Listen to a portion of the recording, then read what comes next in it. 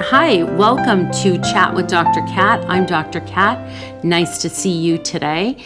Today we're going to be talking about in the wild. We have another segment here about being in the wild, and this was going to be really focused on being in a restaurant. A lot of different things about being in a restaurant, especially during the holiday times, because we eat out more, we get together with people more. So let's just talk about some of those things.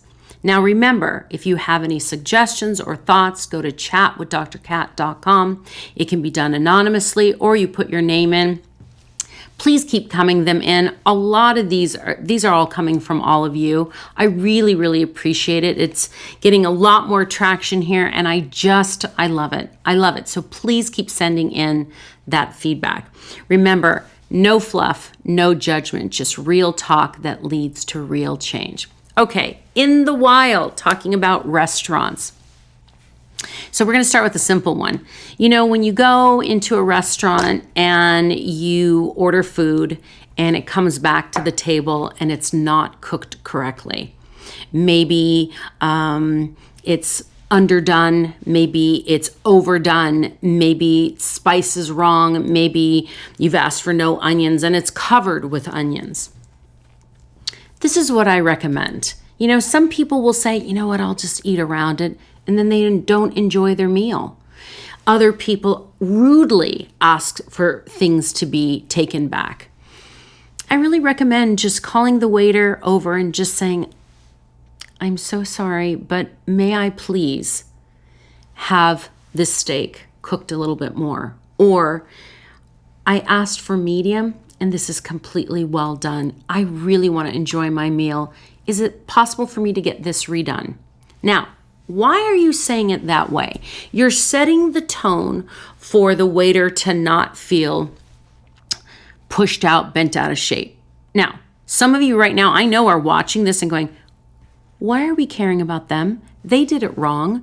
The cooks did it wrong. And now I have to focus on their emotions and their feelings and everything else. Here it is. Here it is in a nutshell about life, communication, relationships with other people in the wild, in your home. If you set the correct stage for them to hear what you have to say, you are ahead of the game. Sometimes you need to be tougher. Sometimes you need to be a little set back. Either way, you want to get to your end result. By setting the tone of just saying, hey, I'm so sorry, this is what I wanted. You're just kind of letting them know that you're respecting them and the job. Some waiters may say, oh my goodness, I told them it needed to be medium. Oh my gosh, I'm so sorry. I'm sure you did. Thank you so much, right? What you're doing is now you're creating a relationship of respect with that waiter. Why does the waiter possibly become defensive? Why does that waiter get nervous? Because your satisfaction directly leads to their tip. So if you're kind throughout the process, they realize that that tip is probably not in jeopardy. They're going to continue to be kind. Again, everything is about being kind to people by also getting what you want in that moment. Okay, let's go to the next one. Being loud in a restaurant. Now, sometimes I'm sitting at a restaurant and somebody is talking so loud. I mean, so loud that I am having a hard time figuring out my words to speak to my friends that I'm with, my husband I'm with, whomever I'm with, because they're so loud. Are you the loud talker? Are you the one that's, speaking at high volumes? Are you the one with a laugh that is so loud? Now, I'm all about boisterous, beautiful laughter. But if you're in an environment, be aware of other people. Be aware that they want to have conversations as well. And if you know that you're a loud talker, just be aware. Just be kind. I think oftentimes people go with, I am who I am, and if you don't like it, too bad. Yeah, I think there's a big part of that with friends that, if they don't like you, then move on. Absolutely. But when you're in the wild, be considerate of other people. Our world becomes better and better when we are considerate of others. So Are you the loud talker? Maybe bring it down a little bit. Maybe be considerate of others, especially if you look around and someone is like, or they look at you or something like that. You can even say, oh my goodness, I'm so sorry. I'm going to keep it down. Just kind of interacting with people. Be kind. Be out in the wild. Be considerate. It's something that, I don't know, I think can change your world. It can change your world because I think oftentimes either it's something you realize or maybe it's something you don't realize, but you could be going out on the regular and getting dirty looks, not even realize it, and you walk away maybe feeling a little uncomfortable. And you don't know why, but it might be that. It might be that. Who knows? Let's try it. I challenge you to challenge yourself to be more in control of the volume you use when you're out in the wild. Let's see how that goes. Okay, this one now leads into another one that I think kind of goes hand in hand with the speaking too loud. Curse words. We all get into our conversations and we're talking and we're passionate and we're angry and we're funny and we're all of these different things. And a lot of times those curse words become our exclamation points of what we're saying. And again, like I just said, it could be funny, it could be angry, it could be all of these things. Be aware if there's small children around you. Those parents are not going to take very kindly to hearing every word in the book and their little one is listening to it. They too want to be out and have a peaceful, wonderful meal. Also, you may be with friends that don't like these words. I know myself. Look, I'm a shrink. I know every word, I hear every word, and I have to be comfortable saying every word. Because when I'm in session with somebody and they say, oh, well, this bleep and this, I'm not going to say, well, this inappropriate. I'm going to use the same word that they use. This is a way for me to join. So I'm comfortable using words, but I don't like to necessarily use them when I'm out in the wild because I don't know who's listening. Now, here's the other thing. I have friends that I can be more loose and use some different colorful language, and then there's other people I never use it, ever, because I just don't think it's appropriate. It doesn't fit. So be considerate of other people. Be considerate of the small ears that are around. There might be a lot of littles running around. Be considerate of them. Be cautious. See who you're with. Maybe even a business meeting. You're out, you're talking. Read the room. See if it's appropriate. Now, some people, they are who they are. They have their friends, they have their business, and they are who they are. Still, be considerate of other people around you. I think every segment that I come up with within the wild, well, actually, you guys came up with this one. Thank you, by the way, for sending that in. Is because you're all experiencing it. You're experiencing it out there. Everyone wants people to be considerate. A nice environment. It doesn't have to be a highly controlled environment or anything like that. Just be considerate. Okay. Let's move to the next one. Screaming babies. Okay. This is a big one. So, and I mean screaming babies. Babies are going to cry. That's what they do. This is how they communicate.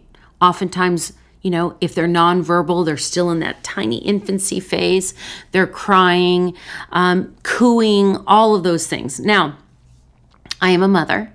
I am very patient with that until I'm not. So, out in the wild, if you are in a restaurant, a movie theater, which is my next one that goes along under this topic, be considerate. If you're in a movie theater, okay, and I know you and your partner have decided to bring in the baby in a car seat, okay, so now it's this tiny baby in a car seat.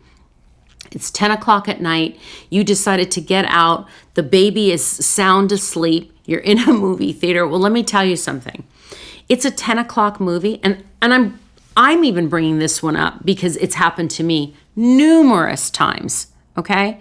I love to go to the movies. It's a way to just kind of relax, debrief, take in a couple of hours to just watch.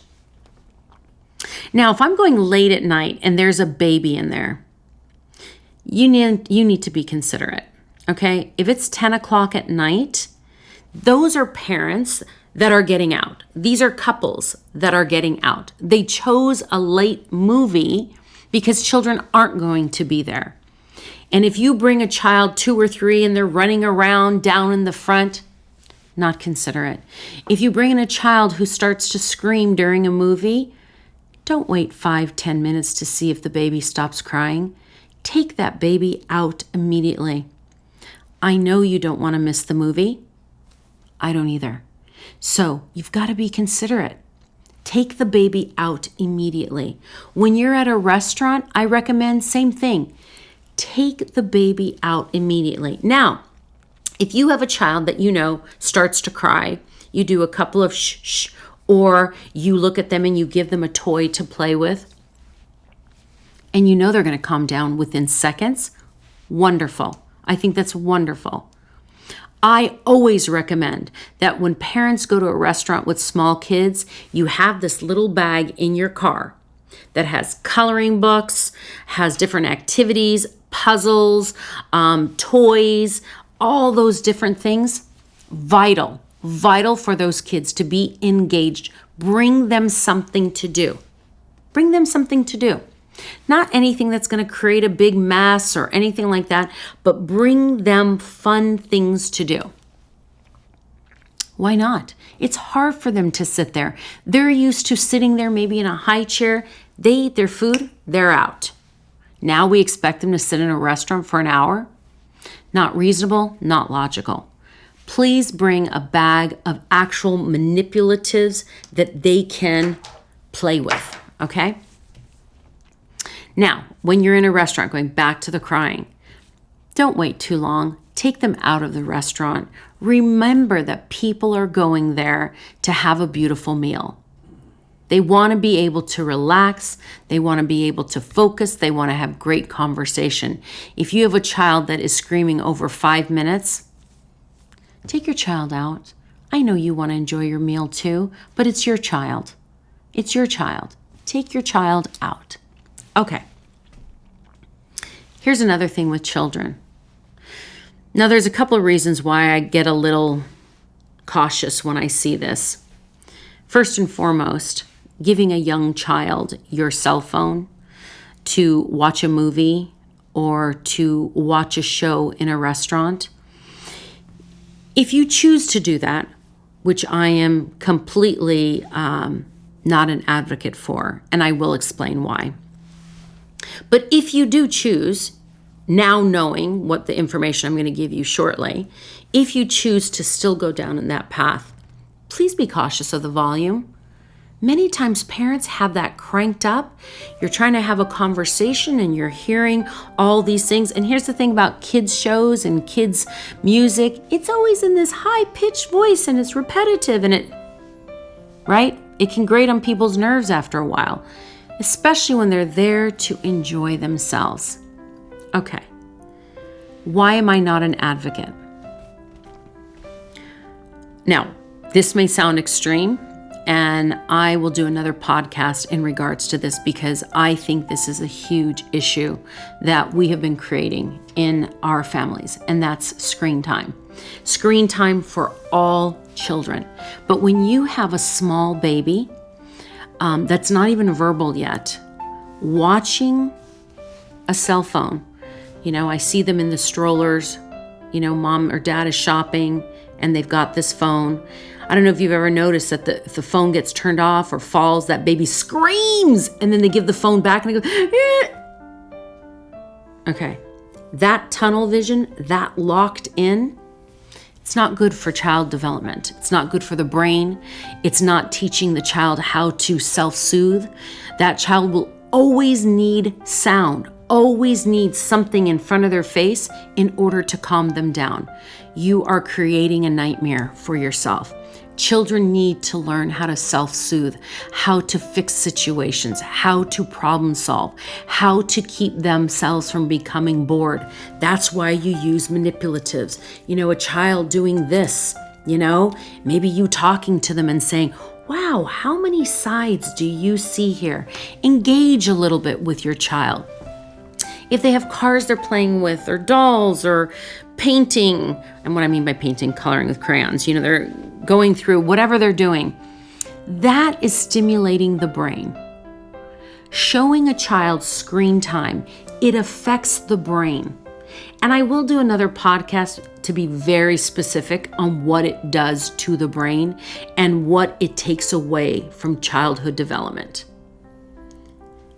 It's fascinating and frightening all at the same time. I don't know if you've noticed sometimes maybe with your child and you're calling them and you're saying to them, Olivia, Olivia, Olivia, Olivia, Olivia. And all of a sudden they go, yes. Because they're in front of the TV or they're in front of their phone. That's creating tunnel vision. It's this myopic way of looking at things, not aware of the environment. Now, when somebody is self-focused and determined, it's great to have that laser focus. But when it is a screen like that, they're locking out absolutely everything else. Not the best thing for your child. So, we will do another segment just on screen time and how that affects kids. The other thing I would say is when you're at a restaurant with your older kids, make it a rule, no phone at the table. I think you should do it at dinner time. I think you need to do it at a restaurant because that's your opportunity to ask your kid about their day. Ask them about what went on. And here's the other thing I would ask them. Don't say, when they're a little bit younger, you could say, oh, how was your day? Fine. What did you do today? Stuff. You can maybe, when they're younger, you could say, hey, tell me 3 things that you did today with a pencil.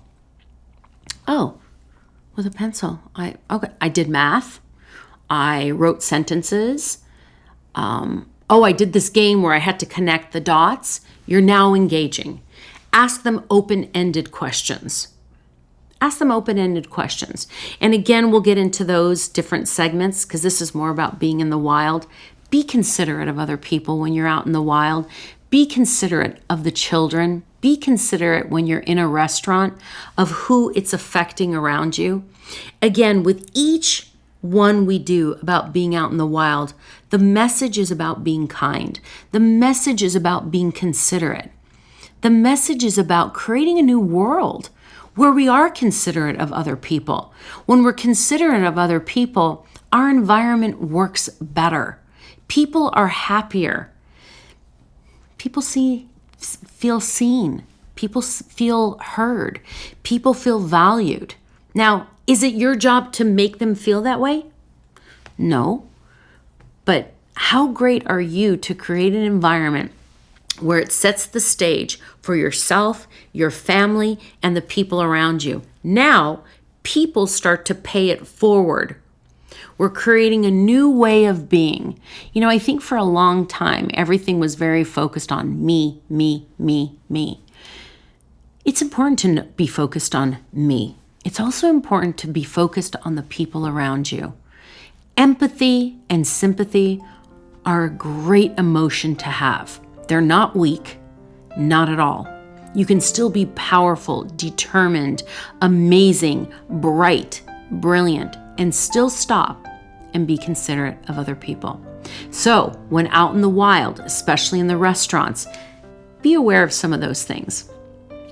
Keep sending in your in the wild requests. Thank you again for this restaurant one. This was great. Again, go to Chat with Dr. Kat. Put it in anonymously or with your name. If you have any comments at all, let me know. And again, remember, no fluff, no judgment, just real talk that leads to real change. Have a great day.